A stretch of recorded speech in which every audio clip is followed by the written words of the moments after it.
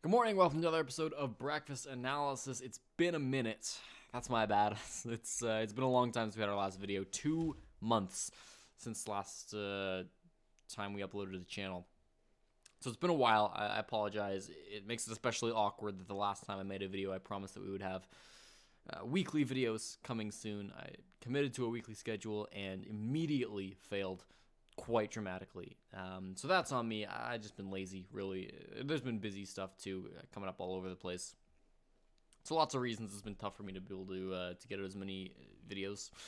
But we're back now, thankfully, and I can try to make it up for you guys. First of all, I've got a cat. Say hello. And second of all, we got a two-parter coming for you guys. These two videos are all going to be sort of focused around the OGA Croatia minor. It's a tournament I'm really excited for, particularly just because of the timing. You know, we haven't really had a lot of Siege since the Season 10 finals. It's been dry since then. There hasn't been a ton to watch, so December will be a nice sort of break from that. The end of November and beginning of December are going to be really, really slow for Siege. Other than roster moves, I guess, which have been exciting, but not really. Not the same as watching games. Croatia and then USN finals are going to be really nice. A break from the break, if you will. So we got two videos coming up. The second one's going to be more so your standard pre-tournament video. We're going to be talking about predictions. We're going to be talking about which teams look good. We're going to talk about what teams need to do. We're going to be talking about, you know, all that fun stuff. Basically, what you need to know before you watch the OGA minor. This video is going to be a little bit more abstract. It's going to be talking a lot more about minors in general, the system that we've sort of had throughout the year. We're going to be focusing particularly on this one and the Allied Esports Las Vegas minor, the first minor of the year. Hi. The first minor of the year and the last minor of the year. Why are they different? What's their significance and all that sort of fun stuff. So buckle up. Let's get started. First of all, let's talk about just the general tournament structure. Now, it's been a little bit different every single year. We're, of course, nearing the end of year 4 in Rainbow Six Siege. To go to the real basics, a Siege year starts in March, goes all the way to February. We're in year 4. At the end of every year, there's a big tournament called the Six Invitational. Big world champions, yada, yada, yada. Everybody loves it. 6 months into the year, so halfway between each invitational, we have the 6 major, which travels around, and it's sort of like, well, you win this, you're the best team. You're not technically world champions yet. Slightly smaller prize pool than the invitational. Well, significantly smaller in that it's about a quarter the size. Still quite a lot of money to be won. Quite a prestigious tournament. Between those two tournaments, so 3 months before the major and 3 months after the major, you have your Pro League finals. These are sort of the next two most prestigious tournaments. These will qualify you to the majors and the invitationals, and they're going to be quite important tournaments. And then throughout the year, we're going to have 4 minors sprinkled throughout, and so that's the exact system we've had here in year 4. Year 3 was similar, not quite the same. Year 1 and 2 were a little bit drastic, or a little bit more different. Certainly, each year has gotten better. I'll say that pretty uncontroversially. This year's tournament structure's probably been better than a year we've had so far. Hi, what are you doing? And so we've got basically 4 major tournaments. They're not technically majors, but 4 important tournaments where the best teams in the world competes, and then 4 minor tournaments, which matter quite a lot, but they don't always have the best teams in the world. In fact, typically the best teams in the world don't attend these just to save strats and stuff like that, but they're still very important, and the winners of these tournaments certainly get noticed. Competition is quite tough, and if you win a minor, as they're called, then you get to go to a major or the invitational, which is obviously quite a big deal.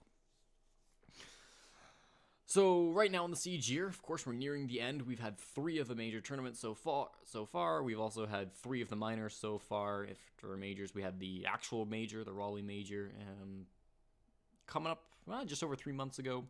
We had the Season 10 finals in Tokoname, Japan, about a month ago, not even. And then a while ago now, we had the Milan finals for season number 9. For minors, we've had DreamHack Valencia, DreamHack Montreal, which I was fortunate enough to cast, and then, of course, we had Allied Esports Las Vegas and OGA Pitt, which is coming up soon. Those last 2 are the ones I really want to talk about. Why are those ones significant? Well, the primary difference between those 2 and the other 6 tournaments is that those are the only 2 tournaments in sort of the core Siege schedule that aren't run by ESL. Now, I want to make a disclaimer because I just mentioned ESL. There's controversial opinions about that in the community. I don't really want to touch any of that. Are ESL perfect? No, probably not. Are they like the devil of companies who just want to ruin Siege? No, also probably not. They're somewhere in the middle, and I appreciate all companies that put effort into making Rainbow Six a better game, and yeah. But I think it's unarguable that their tournaments have been relatively similar, right? Every single major is sort of the same. Every single invitational is sort of the same as the majors. Dream hacks are all kind of run the same way. So Pro League finals, of course, have all been the same. And there have been changes. Don't get me wrong. You talk just about the last Dream Hack Montreal, where we finally had every match broadcasted by like community casters and stuff. Pro League finals have gotten better by including more and more regions and going up to 8 teams. Majors have continued to improve on how they invite teams, etc., etc. So ESL certainly brought in innovations to their own tournaments that they run throughout the years as Siege has evolved. But the most drastic changes that we see are when we bring in outside organizers to really just put their own spin on things, and that's what OGA and Allied have done this year in Rainbow Six Siege, and I think they're really interesting topics to dive into. So that's sort of what we're going to be going into today. Changes that they've done and how that's going to affect the overall scene and how it has affected the overall scene. I will mention, while there's the core sort of circuits of like the pro circuit in Rainbow Six, which you can choose like majors, minors, Pro League, Challenger League, all that fun stuff. The other sort of side of Siege is sort of the national programs. Again, there's a bit more of a split. Some national programs like USN or Premiership are both run by ESL, and some programs such as the Canada Nationals are not run by ESL. Canada Nationals in particular is run by Waveform, so you get a whole like host of organizers that run different national programs, just like you do some of the minors. We're not really going to be talking about those in these videos though, but there are a lot of really great organizers that run national programs as well. It's just harder for me to talk about them because there's a lot of national programs out there. A lot of them really exciting. Support your local scenes. So these two minors, OGA and Allied Esports, one of them is over, and it received a lot of praise for the things it did differently. I think part of the reason why it received so much praise, they didn't really do anything. If you look at a wider esports ecosystem, they didn't really do anything crazy. But for Siege, it was a lot of crazy stuff because, again, it's not a lot of stuff that the community had seen before. Maybe some stuff that was standard in other esports was brought in for the first time by Allied, and it got a lot of positive praise. First of all, what did they end up doing? I would say the worst change that they did was qualifiers played first to 6. Now, obviously, way back in Siege, we did play first to 6. We played 10 rounds total. Before that, even, I believe it was 8 rounds total. So if you go far back enough, those changes did exist. But by this time, we had expanded already to a format where we play first to 7, first 8 if we go to overtime. Right now, all Siege is played first to 7. Since Allied, there hasn't been another game that's been played first to 6, to my knowledge, at least not in any tournaments that have mattered. But for the qualifiers, every match was played first to 6. And this was done basically to save time, which I get. You know, you're an organizer and you have certain limitations. But this was not a great change, in my opinion. It's a problem, of course, and you're going to deal with the problem with time some way, shape, or form. You've only got a certain amount of days. You've got to fit a certain amount of game into those days.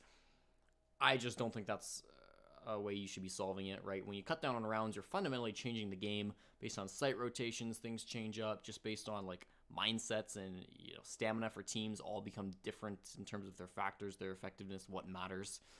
So I really don't like that was changed up. I'm hoping that that's not a change that we ever see in Siege ever again. Just because the core mechanic changed, right? You wouldn't go into Dota and just say, well, we need these qualifiers to go faster. Let's remove, like, 2 towers on each side. Like, okay, it's still fair. Like, it's still even. But you're fundamentally changing the game in a way that I think people should really not be accepting. It'd be like if CSGO is now played first to 12. Like, no, it changes the game too much, in my opinion. So that was one change that I didn't like. Everything else, though, was pretty much positive for what Allied brought to the game. They had full studio production of the latter half of the qualifiers. So North America, Latin America, and Europe, sort of the last 3 games in each qualifier, so the semifinal, and the grand final of the qualifiers were all broadcasted. Of course, the core 3 regions in Siege all got one qualification spot through an online qualifier, and then there were a bunch of invited teams. And I like this, right? First of all, they brought in some like minor casters, which don't really see those top tier tournaments as much. We'll see that in OGA as well too. Brought in some of the European casters who are phenomenal at what they do, and then it just sort of like really upped that production. I mean, if you saw those streams, which I hope you did, other than the fact games were played first to six, there was really fun like props all around the place. The camera work's really well done. The sets were just beautiful. The production overall seemed like they really put a lot of work and time into it. Again, something that in a lot of other tournaments, I would say there's just not that much like effort, or like effort's probably the wrong word to use. I don't know. There's just not much like creativity that's been thrown out. And it's the first time where again somebody's like really brought that idea to the table. Like, hey, let's really have fun with the set. Let's do something cool like that. And I think Allied was praised a lot just for their set design in terms of casting those pretty minor matches between teams that weren't really the biggest stars at the time, right? Like there were some squads in there that, yeah, they were okay. Like I think Honor Among Thieves, HAT. If you remember that squad, they were in those matches. So it's like, yeah, it's a fine team. It's like a tier 2, tier 3 team. But they really went all out for production of these matches where they didn't really have a lot of fans. And I think that's really admirable from them. Something I really appreciated. And then just having that studio production of qualifiers, you know. They do have that for like majors and stuff as well. But it's always just like sort of in the Pro League studios. Just use the same cast as they use for Pro League and for the majors, which is fine. But I did like how Allied Esports went above and beyond for their qualifiers. I really did appreciate that. And then the biggest change, I think there were probably slightly fewer changes done by Allied compared to OGA, but the one change in particular really stood out as the biggest change.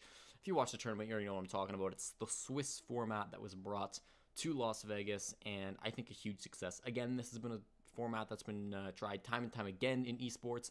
Huge favorite of CSGO. Anytime you watch one of CSGO's majors, which are their sort of big tournaments sponsored by Valve, all that fun stuff, they're always Swiss, and they've got a really good system with it. Usually they have like 2 rounds of Swiss. They'll invite like 32 teams, not 24 teams, and then they'll have a couple rounds of Swiss, which lead into a bracket.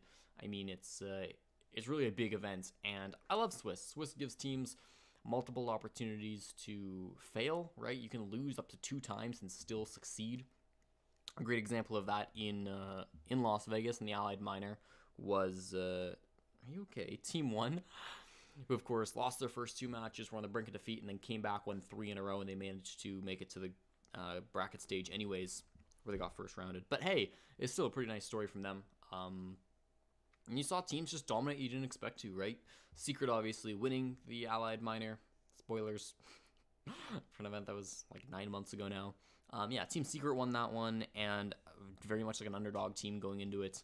A lot of that I would say would have to do just because like Swiss shows off a lot of the games, and Swiss allows teams to get comfortable, get their footing. Now, Secret didn't need them because, of course, they went 3-0 in their stage and then almost didn't drop a map. I believe they dropped 1 map in the grand finals to the stream, now known as Giants. I mean, it doesn't matter, right? They won the match. That's really what's important here. And it was an exciting game. Swiss just allowed a lot of matches to be streamed. The big downside to that, obviously, is that because there's so many to be streamed, you either need to use really low quality or you just can't stream them all. Right? DreamHack Montreal sort of solved that problem by giving it to community casters, which again was great because, well, the games get shown and they get shown live, but also the quality was very sort of out of control, up and down. There wasn't a lot of quality assurance for those streams, so some of them were better than others, obviously.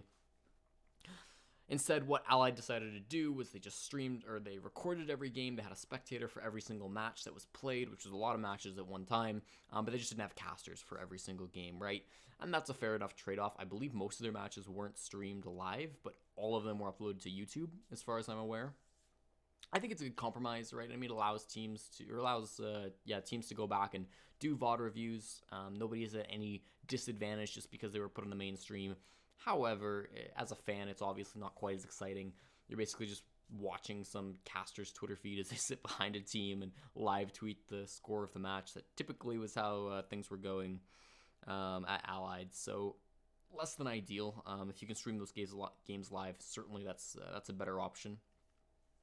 But they made it work, right? And it's something. When you have so little time to get a Swiss bracket done, you're going to have to make compromises like that. And what they did was, they just decided to record them and put them on YouTube. Fair enough. Again, if you go back to CSGO is the other big Swiss example. Usually, I mean, their tournaments just last weeks, right? Like, we're talking like a 3-week or 2-week tournament to go through 2 Swiss stages and a bracket, which allows them to cover every single match. Sometimes teams will play like 1 game a day. That's another disadvantage of a Swiss-style tournament being done all in 1 weekend. Teams had to play, 5 matches across a day? That's a ton of games to be playing back to back to back to back to back.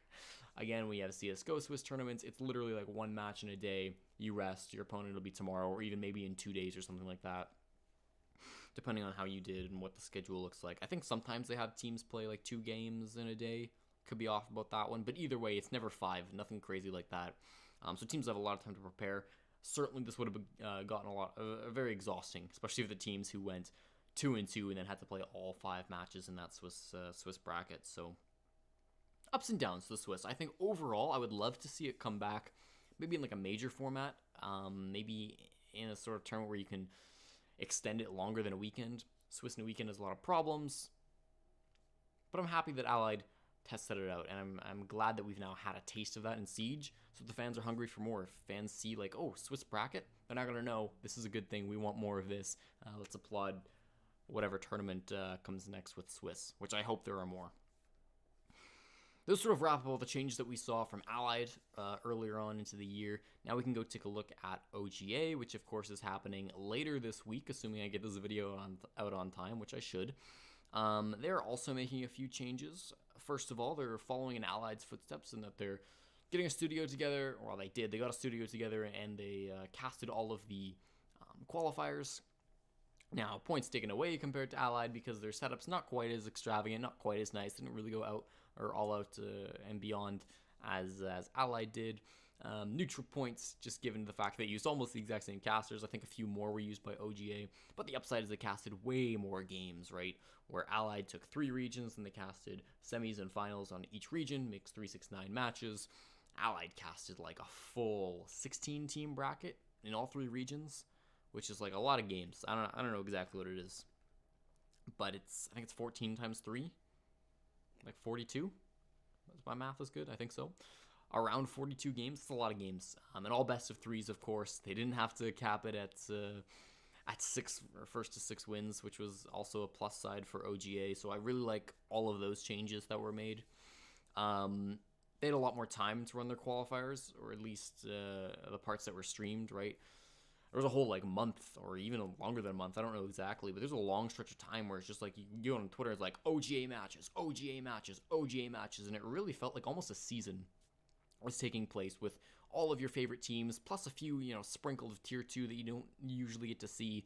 In North America, we saw like a couple Mexican teams go head-to-head against some top North American teams, which you don't often get to see. Some of those Challenger League teams, I remember Shrug almost beating Evil Geniuses was a fun one. In Europe, of course, you got to see that deep, deep talent pool, and you got to see some real future stars, I think, in all 3 regions. So it was exciting in that sense. Obviously, you didn't get the viewership or the excitement as some of the, like Pro League gets or national programs, even like USN get, just because it's not officially like ESL, Ubisoft backed. It is backed by Ubisoft, but there's a little bit more independence there because it is going to be one of those third-party organizers. But still, I mean, like the production was great, the games were great, the teams were great. People had all the incentive to tune in, and I think a lot of people did tune in. So I think those qualifiers probably went really well in terms of OGA. I mean, I don't know their exact numbers. They could probably tell me, better than I could, if that was a success or not, and to what extent that was a success. But I felt like it was a really good thing for them. Clearly, like the casters enough because they brought them back, which was nice. Allied Esports kind of did our British friends dirty a little bit, our European tier 2 casters, by bringing them on for the qualifiers and saying bye-bye, we're going to bring in NA guys for the actual tournament. OGA is sticking with these casters, which is good. Again, most of those guys that are doing, I don't know if any of the OGA casters have ever done a minor before. Demo did Paris, right? Paris Major, I think. So that's exciting for them. There's a lot of good casters over in Europe. I know Fluke in particular is one that I've really enjoyed watching in Premiership and stuff. I don't watch a lot of Prem, obviously. I'm Canadian, but In terms of European casters, he's always been my favorite, just from watching as a viewer's perspective. So there's a lot of good casters. I'm not going to say anything bad about any of the European casters because, again, they're all phenomenal and their voices are far better than anybody's in the West. That's the one thing the British and European casters have over North Americans is we can never match an accent like what they have. So I'm excited to hear them throughout all of the weekend coming up. Another change that I think is sort of a mixed bag is the fact that they're doing 8 teams. It's the first minor that we've had with only 8 teams. Obviously, Allied has 16 teams. The DreamHacks all have 16 teams, but 4 are BYOC teams, so there's 12 good teams and 4 other teams. Montreal, again, was sort of the exception. DreamHack Montreal did take a lot of steps forward, really, if you think about it, compared to most other DreamHacks, where we saw a lot of good teams go through BYOC, Rogue and BDS in particular, and obviously both had very good showings, both making it out of the group stage, out of BYOC, out of groups, and then to the bracket. So there was a lot of good stuff shown, I would say, there, in terms of BYOC showing up, but you talk about having just 8 teams. This is sort of new for OGA. Pro League Finals do it, but that's a whole nother beast, so we're not going to touch that. Advantages, obviously, you can condense it down to a lower amount of time, and we'll talk about why that's really good in the next points. You can also maybe afford to fly more teams out, but of course OGA didn't do that. You can't criticize them too hard for not flying teams out. Obviously, every organizer, every fan, every team wants teams to be flown out, but it's a matter of budgets, right? You can't always do that. If you're an organizer, you get a certain amount of money. You got to choose where that money goes. Some of it's going to go to casters. Some of it's going to just venue. Some of it's going to go to teams.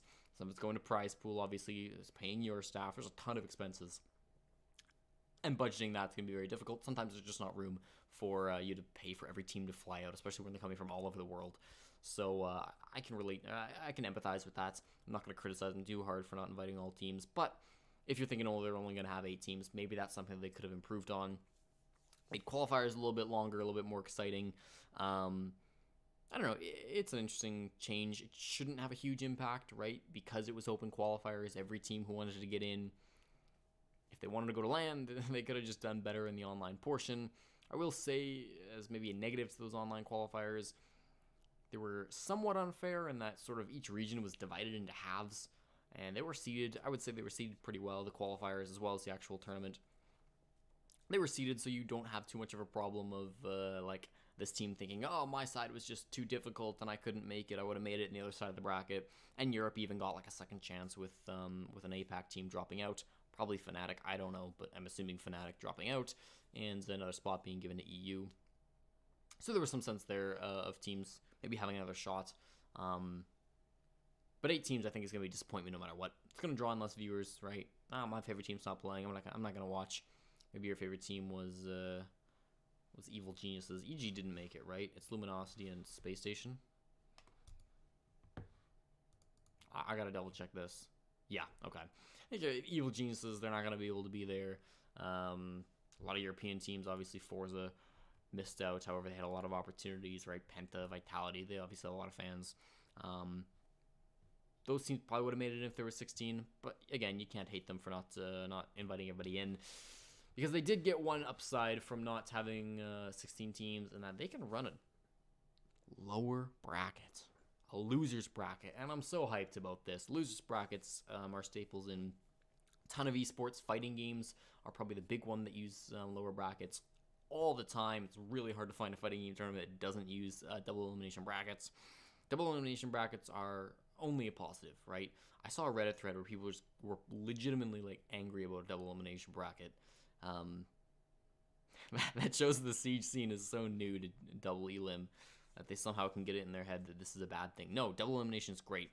The one downside I will say is that they're only using double elimination for if you lose in the upper bracket semis or the upper bracket finals.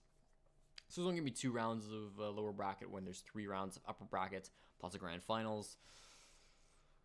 Unfortunate. Their explanation was just where we don't have enough time. We only have 1 weekend, which I get. Again, it's sort of going back to that Allied esports situation where, well, you only have a certain amount of time to run a certain amount of games. You've got to make sacrifices, whether that's going to be reducing the win count to 6 instead of 7, whether that means just not having a first round losers bracket. I think I like OGA's solution a little bit better to that. It's what you got to do sometimes. It's time restraints. Sucks it's got to be all in one weekend. I would say just like extend it to Thursday, but that's a whole huge extra expenses, a whole bunch of reasons why you can't do that. So you probably would need to plan a little bit more ahead if you wanted to run it that way. But double elimination is great. Gives teams a second chance to succeed. You lose one match, it's not over.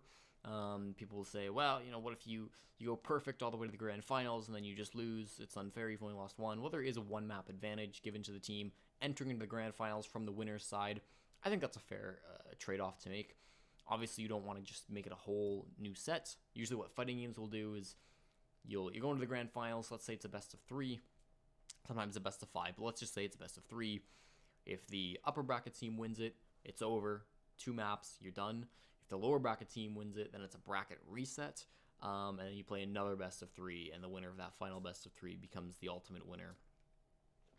Would be long. Kitten. Sit. Would be long, obviously. Fighting games usually matches only like 5 or 10 minutes. In Rainbow Six, a match is going to be like an hour, so it's hard to do a whole bracket reset. I like the best of 5 finals combined with a 1 map advantage for the winning team, the winning side team. I think it's a really good fit. I'm really excited to see how this plays off. And again, this would be something that I would love to be brought out to more like high tier tournaments, similar to Swiss. If we could bring this to like the majors, the invitational, that would be best case scenario in my mind. Dota 2, their invitation or their international also runs a double bracket system. Now, the Dota 2 international runs on a very strange system. There's 18 teams, and then like they have 2 groups of 9 where the top 8 move on. The top 4 move on to the upper bracket, where the bottom 4 move on to the lower bracket, and the first round of the lower bracket is just a best of 1. It's pretty complicated. Liquipedia has all your answers if you're really curious about how Dota runs their systems. I'm not saying Siege should copy it exactly, but I think the inclusion of a double elimination bracket benefits the scene most when it's in the biggest tournament of the year, right? When you've got a second chance for everything on the line, it makes people a little bit more exciting. Lower bracket runs are some of the most hype moments in all of esports. Thinking about Cloud9 in the Rocket League season, I want to say 7 last Christmas, or maybe even 2 Christmases ago, whatever year it was. Cloud9 winning in the Rocket League season, all the way from the lower brackets, lost in the first round, then run the gauntlet. Absolutely nuts storyline. I loved watching that tournament just because of Cloud9's incredible run. So people who think that lower bracket suddenly makes things boring or it gives teams second chances when they don't deserve one, I don't know. Those are terrible arguments. Lower bracket totally amplifies the excitement of a tournament, amplifies the legitimacy of calling the team who wins the best team in the world. It's awesome. I love to see it. Really want to see more teams adopt, or more tournaments adopt that. The last change is it's in a hotel. I don't know. I just found this was funny when OGA announced it. The venue is going to be a hotel. The guest list is invite only. Again, budget. It's in Croatia. I have no idea what venues are like in Croatia or what viewership would be like in Croatia. How EU laws work, if there are going to really be other country people flying into Croatia to watch this. I have no idea. But it's in a hotel. I hope we don't see more tournaments in hotels. That sort of brings you back to the really old school lands where like ESEA finals where they're held in a hotel ballroom. That's kind of the vibe it's giving to me. But I hope it's a good show. Obviously with OGA we haven't really seen anything yet, so the tournament hasn't happened yet. Allied Esports had fine event production. They were really willing to improve, which I think won the community over in a lot of ways. They listened when the community complained about something. They didn't act like they were higher than the community. They didn't act like, oh, we know how to run a tournament better than Siege people. When Siege complained, they said, okay, we'll pull this guy. We'll do this differently. Map bans were something that Allied really did a lot better, because at first they were sort of talking to the analysts between every single pick and ban. Chat was like, speed it up, this sucks. And they did it, and it was awesome. I hope OGA act similarly. Obviously you can't do that for all issues just due to constraints, but it's nice to see, obviously, and I think Allied won a lot of support because of it. And that's sort of the main changes that we've seen. Again, this has been really nice to see in year 4 of Siege. It's really been the first year we've seen third-party organizers come in and have an impact on sort of the pro circuit, right? The tournaments that really matter. Obviously, only 2 of the 6 were run by outside sources. I think it's pretty well known at this point in the community that ESL's basically got a big contract that's going to run out sometime next year. So what happens next year is really anybody's guess. If that gets renewed, if that,